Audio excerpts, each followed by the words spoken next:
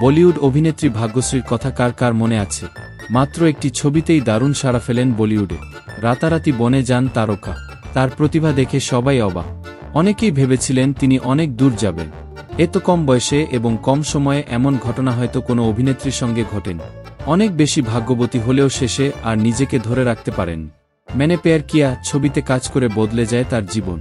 সে থেকে জনপ্রিয়তাই তাকে সুপারস্টার বানিয়ে দেয়। অথচ তার অভিনয় জীবন শেষ করেন নিজ হাতেই। मैंने प्यार किया ছবিতে অভিনয় করার সময় লুকিয়ে প্রেম ও পালিয়ে বিয়ে করেন ভাগ্যশ্রী।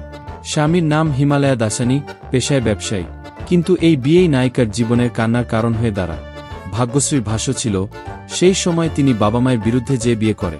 কারণ তিনি মনে করতেন একমাত্র তার স্বামী হিমালয়াই তাকে বেশি ভালোবাসেন। কিন্তু ভাগ্যশ্রীর ক্যারিয়ারে শনি আসে এই বিয়ে থেকেই।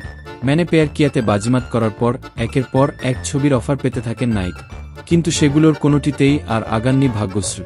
কারণ তিনি প্রযোজকদের বলেন তার ছবিতে স্বামী হিমালয়াকেও রাখতে হবে। কিন্তু সেই অনুরোধ কেউই রাখেননি। ফলে তার সিনেমাও করা হয়নি।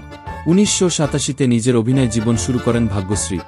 তারপর 1989-এ मैंने प्यार किया ছবিতে কাজ করেন নায়িকা। এর অনেক বছর পর রিয়ালিটি শো স্মার্ট জুরিতে হিমালয়ের সঙ্গে ভাগ্যশ্রীকে দেখা যায়।